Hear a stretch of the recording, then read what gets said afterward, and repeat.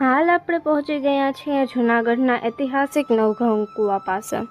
આ માત્ર એક સામાન્ય કૂવો નથી, પરંતુ લગભગ હજારો વર્ષ જૂના ઇતિહાસનો જીવંત નમૂનો છે।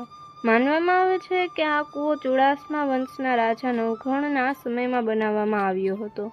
આ કૂવાની સૌથી અનોખી વાત એ છે કે તેને સીધો ખોદવામાં આવ્યો નથી, પરંતુ પથ્થરને કોતરીને બનાવવામાં આવ્યો છે।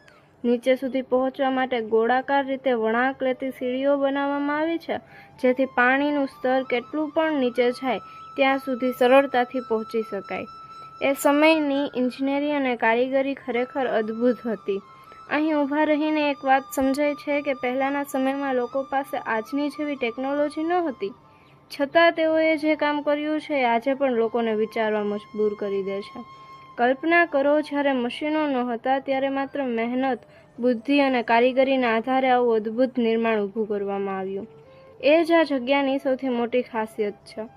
અહીં આવો ત્યારે ફોટા કે વિડીયો કરતાં પણ વધારે એક પ્રશ્ન મનમાં આવે કે આખરે આ સમયના લોકોએ આટલી ઊંડાઈ સુધી પથ્થર કોતરીને રચના બનાવી કેવી રીતે હશે।